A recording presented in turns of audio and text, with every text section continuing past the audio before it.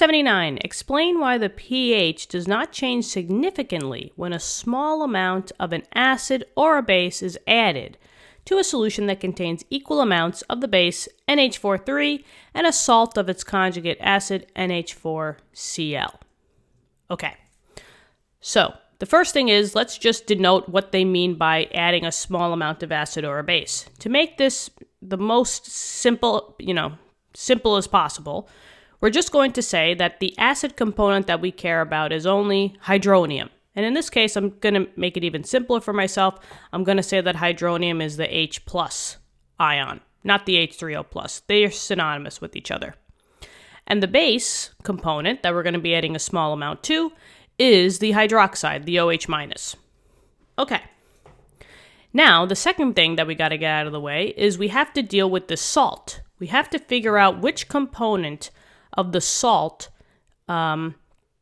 is the one that's going to have any acidic or basic properties. But if I write down that they gave me a base, right, of NH3, and technically this should somehow be my acid. Now, if we want to make this a buffer system, they have to be conjugates of each other, which means that they can only differ between one hydrogen. Now, in this case, the split between NH4Cl is right here, right? Because ammonium is a polyatomic ion that always stays together. So I have NH4 plus and Cl minus. If they told us that the base was NH3, which component is really the conjugate acid? It's this one, right?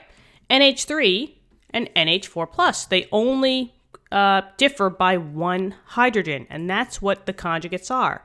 So these two are conjugates. Conjugates. And if you have equal amounts of them, that's going to be a buffer solution.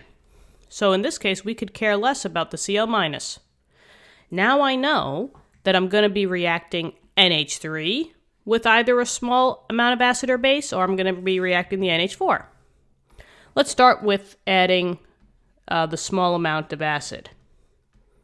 So we'll say adding acid. Now we said that the acid that we're adding was just H plus. And if we're saying that this is the acid, the component that I have to be reacting with has to be the opposite, right? Because with acid-base reactions, you can't have two acids or two bases. So if this is the acid, I need to be reacting this with the base component. And the base is the NH3. This is your conjugate acid, right? So, hold on a minute. Okay. So I'm just going to say that H plus is going to be reacting with the NH3. They're weak bases, right? NH3 is a weak base, so double arrow to show equilibrium. I'm just going to pull this over a little bit. And now, with H plus and NH3, they're just going to come together, right? Because bases will accept the proton, which will turn into NH4 plus. So, that's a buffer system. Maybe I will, just to get that, there we go, okay. Now, let's do the same thing for adding the small amount of base. So now I'm going to start off with the OH minus. And if I'm saying now, if this is the base, I have to react it with the acid of the system. And that's NH4 plus. NH4 plus is a weak acid, so double arrows, indicating equilibrium. And remember, acids will always give up one of their hydrogens, so the 4 will drop down to a 3. And that's essentially the conjugate base, NH3. And then the OH will pick up a hydrogen, that's H2O. Okay, so we have the two equations. Now let's just see why that pH doesn't change significantly. Now they said that we have equal amounts of NH3 and NH4Cl. So whatever number you want to choose, that's fine with me. Let's just make it easy for ourselves. Let's just say for NH3, we have 1 mole. So 1 mole. And we have to have the same because they said it has to be equal. So I have also 1 mole of the NH4. Okay.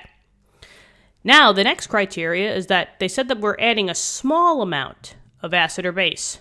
So you could pick any number, but it just has to be relatively smaller or very small to the NH3. So let's just say maybe, I don't know, let's say that I'm adding what happened there? That we're adding 0.1 moles. 0.1 is relatively much lower than 1. If you want to even make it even, bigger, we could say 0.01. That might even make this situation bigger. Okay, and we're adding 0.01 moles of the OH minus. Now this is just a limiting reagent problem from all the way in Gen Chem 1 when we did stoichiometry. Remember, the smallest amount of moles that you have, that's going to limit the progress of the reaction, and in which you're going to basically get rid of all of this first, right? Between 0.01 moles and 1 mole, this is much smaller, so you'll be able to get rid of all of this. So I'm just going to subtract that. And because of that, the NH3 eats away at this. That's why this goes bye-bye, because the NH3 is going to say, okay, I'm going to react with all of those moles, and instead, on the flip side, you're basically just transferring your NH3 into NH4. So this side would be plus 0.01 moles. And if I just maybe put like a big thing here, right, you would have 0 moles left over of the actual strong acid or the strong base, whatever that is. So in essence, goodbye, we don't have any more H+. And then you would have left 0.99 moles of the NH3, and then you would have 1.01 moles of the NH4+. Maybe I can bring this up a little bit because we're kind of going into the other one. Okay, let's do the same thing for the base. Same exact idea.